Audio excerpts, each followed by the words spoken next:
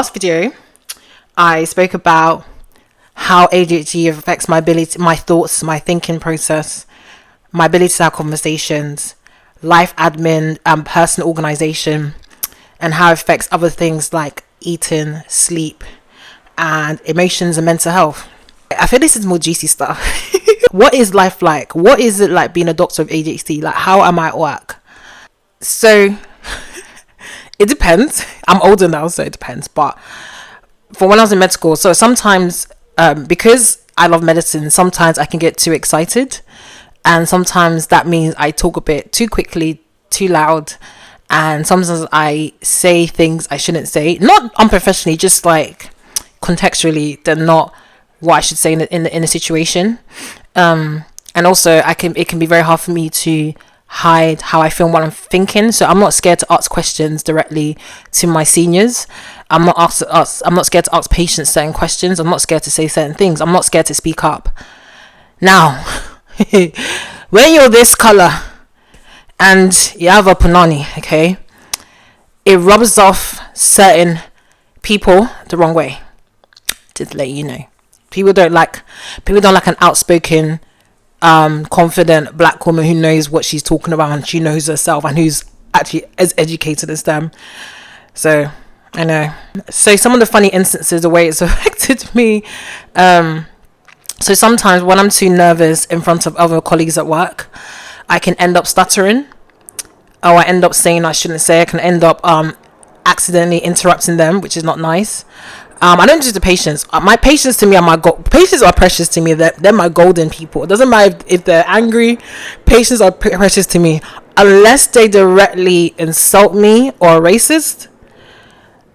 Unless they do that, most of the time I treat them like gold. It doesn't matter what they're going through. I don't judge them, because I like patients. I like people. I know that's hard to believe, but I actually love people. So yeah, I've started before, and guys, I'm not talking about a little bit of stuttering. I'm talking about like my eyes blinking. Like, this is when I'm really nervous around other people, and this is mostly around white people, white doctors, because with medicine you're always trying to put up a facade, put an image of yourself, make yourself look like, oh, that you look good, you sound good, you know what you're doing. It's like, it's an egotistical career, and it's not good if you're someone that struggles with anxiety and you're not good with conversations naturally, which is ironic. Sometimes I can find it hard to express my thoughts, feelings, and clinical reasoning to other medical colleagues or to patients sometimes.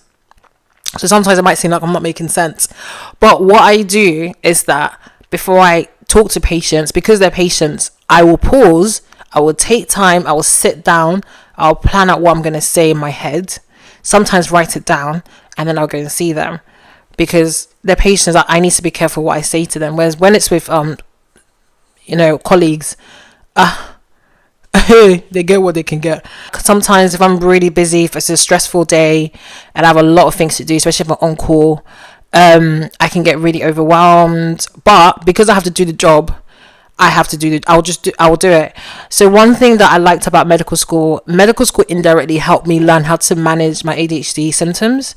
It taught me how to organize my thoughts, organize my ideas, learn to control my emotions, because you can't be too emotive as a doctor. You really can't. Your patients are allowing you to be that backbone rock in their time of turbulence. So if you're really like, oh my gosh, you won't be a good doctor, and the patients won't trust you, and you even can't make sound clinical judgments. You don't reassure other people, because most of the time doctors are the leaders in lots of situations, especially in emergencies. So medical taught me how to regulate my emotions, choose what I say, think about what I'm going to say and how I'm going to say it, and if it's appropriate to say it or not. Just because you can say something doesn't mean you should say it. And I'm talking to myself. Just because I can say something doesn't mean I should say it. There's so many times that I said things that I think I could say, but I shouldn't say it. Other ways it affects me at work, I can become too hyperactive at work, in that the way it shows is that I won't take breaks. I will just work 12 hours, 8 hours, no break, no toilet, no water. Driving. I already found out 3 weeks ago, after something happened, that ADHD affects your driving. Did you know people with ADHD are at least twice or 3 times as much as likely maybe, I don't know what the numbers are, to be in car accidents, speeding fines, parking fines. Did you know that? Did you know that? I didn't know that. No one told me. And so people with ADHD, I recommend to get automatics. And that probably explains why it took me so long to learn how to drive, because there were just so many controls, so many things happening, and I was just getting confused. All my driving instructors, they were very frustrated me. None of them lasted for more than 4 weeks with me. None of them. I think the tops was 3 weeks of tops. However, but to God be the glory, I found this guy. I emailed a driving company. I told them, look, I've got ADHD and dyslexia. I'm really struggling.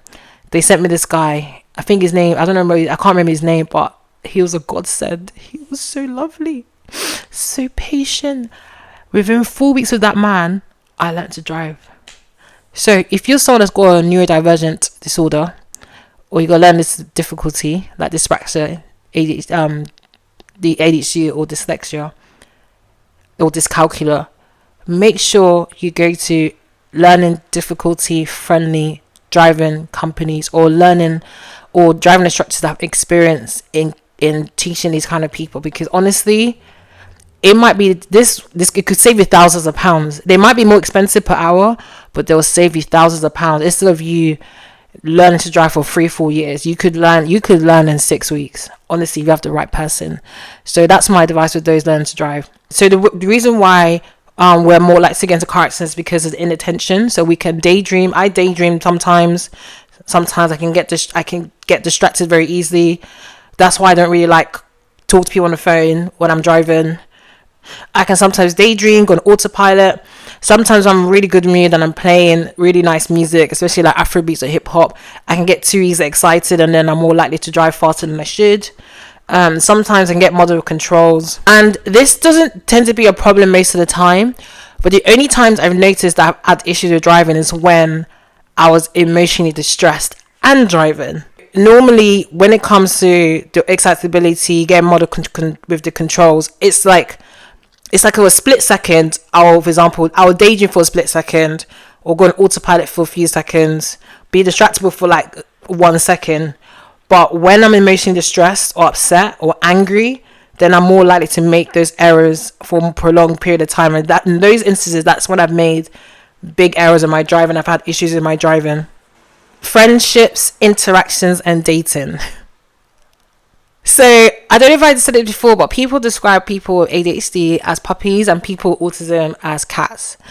So with ADHD, so one of the reasons why we actually make the best friends sometimes, only because we get really excited. We're very excitable. We're really energetic. We tend to be the life of the party. We tend to be very sociable. We tend to be good with conversations. We can start a conversation, keep a conversation going. So we're always happy to see our friends and loved ones. But yeah, we're just like the life of the party. Obviously, the downside is sometimes we could be too interruptive of conversations, talk too much, or sometimes it might seem like we're daydreaming or not paying attention. Now, it's not that we're not paying attention, or I'm not paying attention. It's just that I'm processing what you're saying, I'm processing what I'm saying, that I've not responded, or I've not heard what you said. Or sometimes I've not heard what you said. Or I've heard it, but I've not processed it quick enough. So regarding dating, ciao. The way ADHD has affected dating. So I didn't know ADHD and dyslexia affected your romantic life. Now, the way it's affected me, which you might be able to spot, is that when I see a guy I think is cute, I run like a puppy. You know when you throw a stick and a puppy's like, fetch? That's me.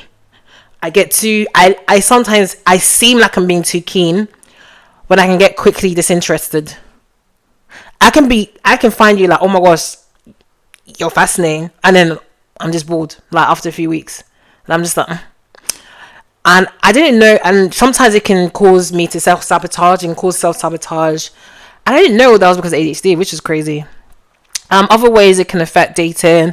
I might seem like I'm too excited, I'm too keen, I'm too passionate, I'm too affectionate initially, and it can seem like I'm too desperate and too coming on too hard. But the thing is that normally dies out after the first few weeks. Have any of my talking stages lasted a few weeks? Please ask me, has any of that lasted a few weeks? Also, sometimes it might seem like I'm not paying attention to your conversations. It might seem like I'm butting and being rude, interrupting, or I can quickly get triggered. But as quick as I get triggered, I can quickly get untriggered. So that's literally all the ways ADHD affects every area of my life, basically. If I miss anything out, I might do another video, but I doubt it. But the next video, this is going to be the last installment of my ADHD dyslexia series, is what are the benefits, actually the bonuses of having ADHD, and how do I cope? What are the actual strategies that I use to cope? I've mentioned some of them, but I want to mention the rest in detail. So like, comment, subscribe, share, follow, and yeah, peace out.